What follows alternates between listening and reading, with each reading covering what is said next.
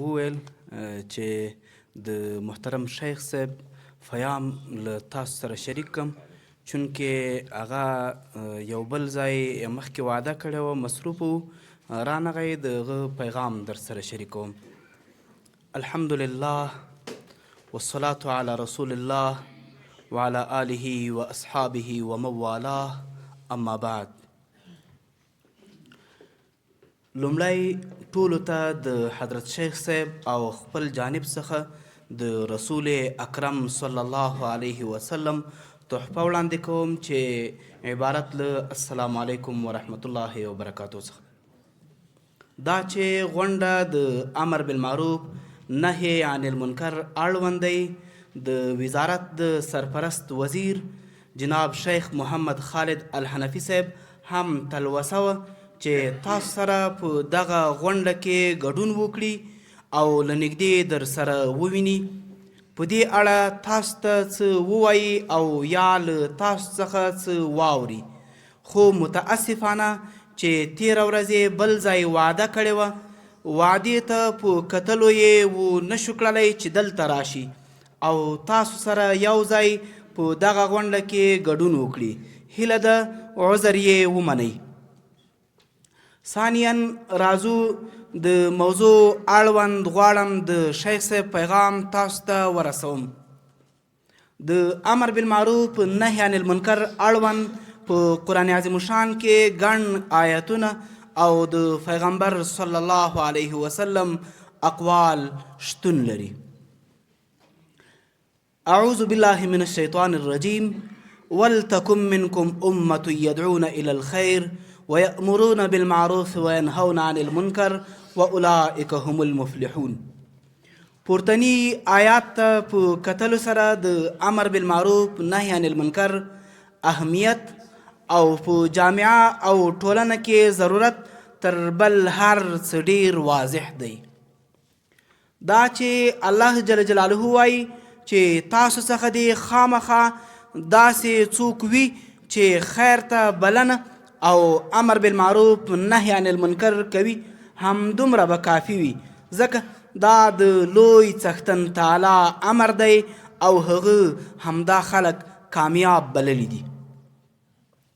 ابن کثیر د پورتنی آیات په تفسیر کې فرمای چې له دغه آیات څخه مقصود دا ده چې له امت څخه دی یوه فرقه خامخا د امر بالمعروف او نهی عن المنکر د کارونو تر سره کولو لپاره شتون ولري.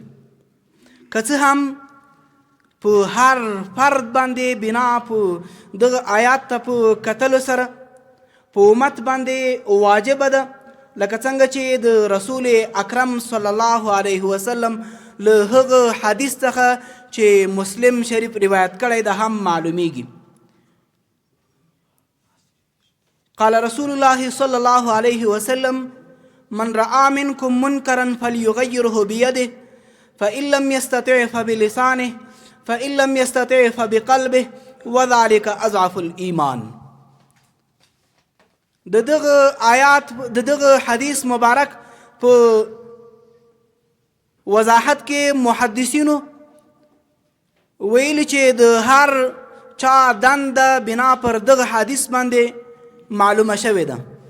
لومړی د حاکم دنده د منکراتو مخنیوی په لاس باندې، دویم د عالم دنده د منکراتو مخنیوی په ژبه باندې، دریم د عام مؤمن او مسلمان دنده د منکراتو مخنیوی په داسې توګه چې له منکر کار د یو انسان څخه به نفرت کوي او دا ضعیفترینه درجه د ایمان هم بلل شوی. بعضې روایاتو کې د وذلک اضعف الایمان په ځای باندې وليس وراء ذلك من الایمان حبة خردل دا هم راغلی دي. همداراز حذیفه بن یمان رضی الله عنه له رسول اکرم صلی الله علیه وسلم څخه روایت کی عن حذیفه بن اليمان ان النبي صلی الله علیه وسلم قال والذي نفسي بيده لتأمرن بالمعروف ولتنهون عن المنكر أو ليوشكن الله أن يبعث عليكم عقابا من عنده ثم لتدعون له فلا يستجيب لكم أو كما قال عليه الصلاة والسلام. زما دې په هغه ذات قسم وي چې زما روح د هغه په لاس کې ده خامخا به تاسو امر بالمعروف او نهي عن المنکر کوئ او یا به الله عز وجل له لورې نه په تاسو باندې عذاب راځي بیا به تاسو دعاوې کوئ خو الله به مو دعا نه قبلوي چې دا عذاب در څخه پورته شي.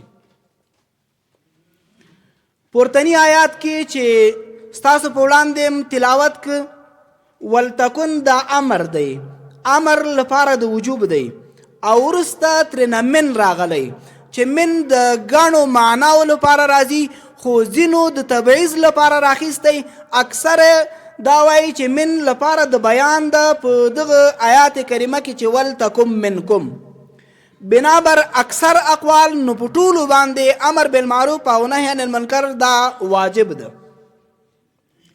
یوازې تر مسؤلینو پورې نه ده مختص بلکې هر مسؤل او هر فرد د جامعې باید په دغه برخه کې ځان مسؤل وګڼي لہذا هر عالم او هر فرد په دغه برخه کې باید پوره همکاري وکړي په داسې حال کې چې زموږ ستاسو عقیده دین او هدف یو دی یو بل سره باید د منکراتو مخنیوي کې همکاري وکړو ځکه که منکرات وي بیا عذاب راځي او عذاب بیا عام په ټولو باندې وي لکه د بني اسرائیلو په اړه باندې قرآن کریم ښه وضاحت کړی. اعوذ بالله من الشیطان الرجیم لعن الذين كفروا من بني إسرائيل على لسان داود وعيسى بن مريم ذلك بما عصوا وكانوا يعتدون كانوا لا يتناهون عن منكر فعلوه الآية. دا چې د امر بالمعروف نهي عن المنکر او شکایتونو اوریدلو وزارت په تیر یو کال کې څه ترسره کړي دي په لنډه توګه در سره شریکوم. یاد وزارت خپل کارونه په ډیره سمه توګه روان ساتلی او په داسې توګه چې ساری نه لري. لومړی د منکراتو ګراف ډیر ښکته او په داسې توګه مخه نیول شوی چې نه د چا عزت تر پښو لاندې شوی او نه د چا تحقیر او توهین شوی دی بلکې د ټول ملت مسلمان عزت په نظر کې نیول شوی. دویم زموږ ټول کارمندان فاضل علما دي او د دعوت په طریقه پوه کسان ګمارل شوي.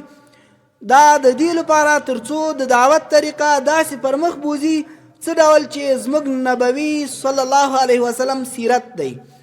هڅه مو دا دی چې دینداري قائمه او د منکراتو مخه نیول شوي وي. څو بیلګې د منکراتو د مخنیوي یادوو. لومړی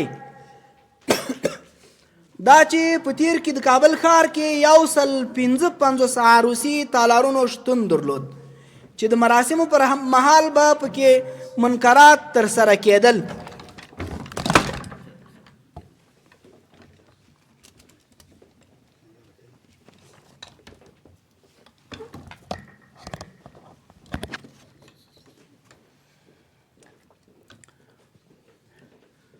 خو اوس لله الحمد د منکراتو مخه نیول شوی او د تالارونو شمیر هم لوړ شوی دی چې دغه شمیره 100 ته رسېدلې یعنی د کمبود پر ځای باندې دغه شمیره نور هم لوړه شوې چونکې زموږ مسلمان ملت په تیر کې هغو خلکو چې نه یې غوښتل چې په داسې یو ماحول کې خپل مراسم ترسره کړي چې هلته دې منکرات شتون ولري. اوس دغه مسلمان ملت په ډاډه زړه باندې خپل مراسم په یادو تالارونو کې په داسې توګه باندې لمانځي څه ډول چې ورته شریعت اجازه ورکړي. همداراز په هیواد کې عموما خو په کابل